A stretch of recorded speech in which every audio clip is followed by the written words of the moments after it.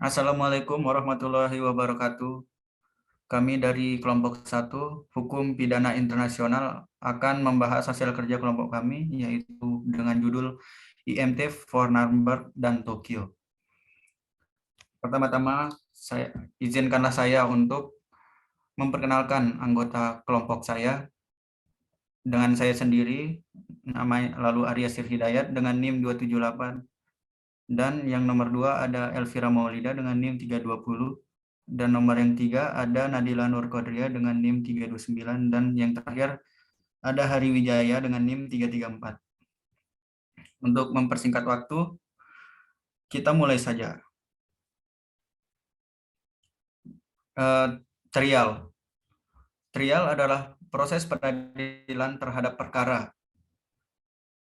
Dan yang kedua itu ada tribunal. Tribunal adalah sistem dalam suatu peradilan yang di dalamnya terdapat hakim, jaksa, pengacara, dan lain-lain.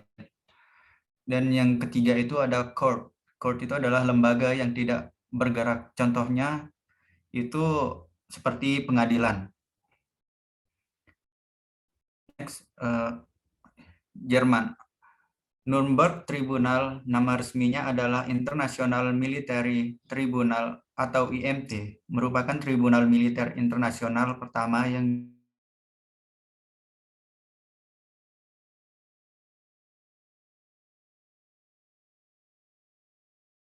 internasional untuk Timur Jauh, juga dikenal dengan nama Pengadilan Tokyo.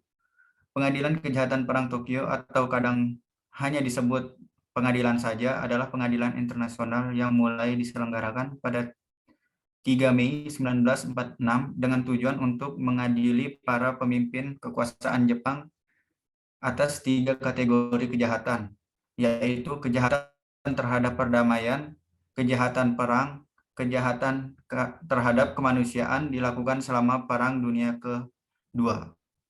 Selanjutnya saya silakan kepada teman saya untuk melanjutkan presentasi.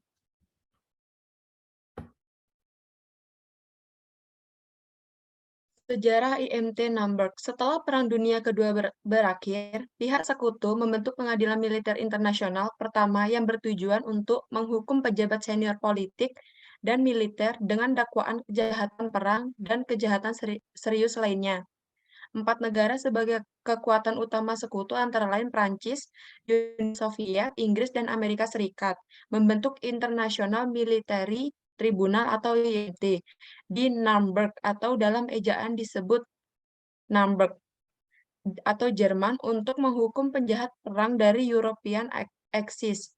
IMT selanjutnya dikenal juga dengan Nuremberg Tribunal melaksanakan persidangan baik terhadap pemimpin politik dan militer Nazi maupun terhadap organisasi sayap Nazi dan afiliasinya.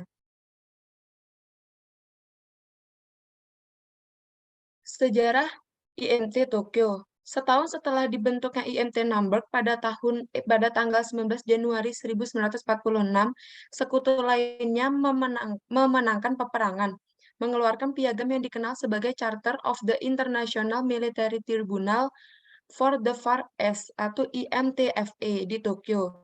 Selanjutnya dikenal juga dengan Tokyo Tribunal.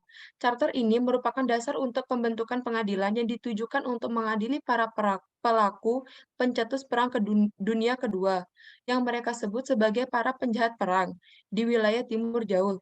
Pengadilan Tokyo justru dibentuk melalui proklamasi Komandan Tertinggi Pasukan Sekutu di Timur Jauh, Jenderal Douglas MacArthur.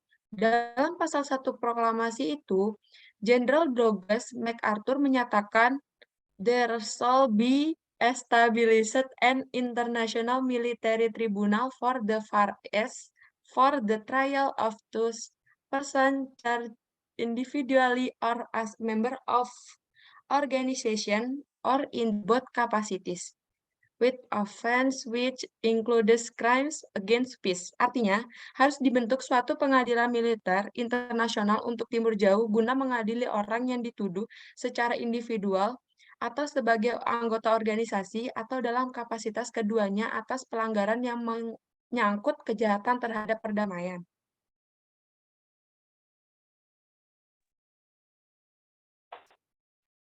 Prinsip-prinsip Jerman.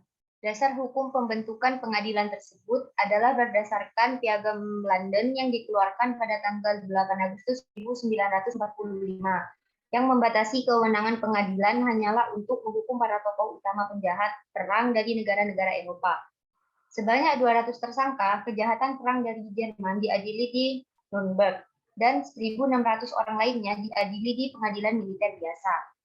Jika merujuk pada proses pembentukannya, pengadilan Nuremberg sebetulnya sudah digagas sejak Oktober 1943, di mana ketika itu Majelis Internasional London berhasil menyusun draft konvensi untuk mengadili kejahatan perang yang terjadi di dalam yurisdiksinya berdasarkan hukum positif Inggris.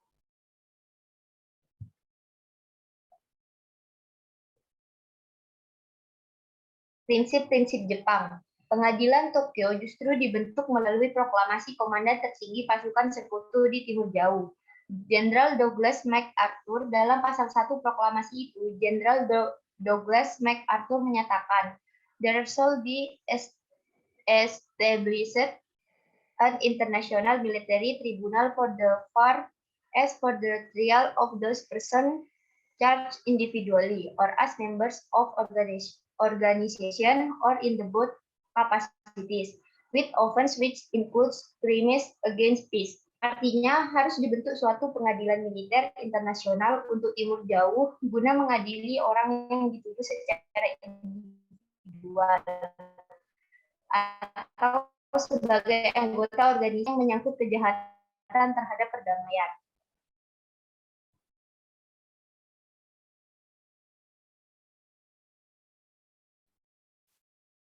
Baik, selanjutnya contoh dari kejahatan yang dilakukan Jerman dan Jepang. Yang pertama, Holocaust atau Shoah. Yang kedua, operasi pembantaian dengan gas. Dan dari sisi Jepang juga yang pertama itu pembunuhan, pembantaian, pemusnahan massal. Yang selanjutnya pemerkosaan massal, terus yang terakhir kerja paksa atau rumusa.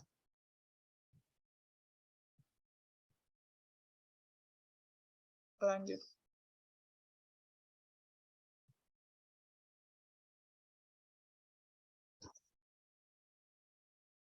Nah, berikut ini kejahatan yang dilakukan Jerman dan Jepang kepada negara jajahnya.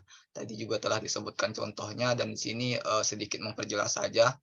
Kejahatan yang dilakukan Jerman kepada negara jajahnya yaitu dilihat di sini, yaitu membunuh sekitar 6 juta penganut Yahudi yang dipimpin oleh Adolf Hitler dimulai pada tahun 1933 dan berakhir pada tanggal 8 Mei 1945. Dan selanjutnya itu Nazi Jerman mendeportasi Yahudi dan membantai kaum Yahudi pada gerbong-gerbong gas beracun di Polandia pada tahun 1941. Sedangkan Jepang, kejahatan yang dilakukan di negara jajahnya, yang pertama di sini Cina, negara jajahnya, yaitu pembunuhan massal, pemerkosaan massal di Nanking, Cina pada tanggal 13 Desember 1937. Sedangkan di Korea Selatan pemerkosaan massal. Tetapi dalam hal ini Korea Selatan memenangkan persidangan internasional, di mana Jepang diganjari hukuman 100 won atau 1,2 M kepada 12 wanita yang tersisa di pemerkosaan massal tersebut.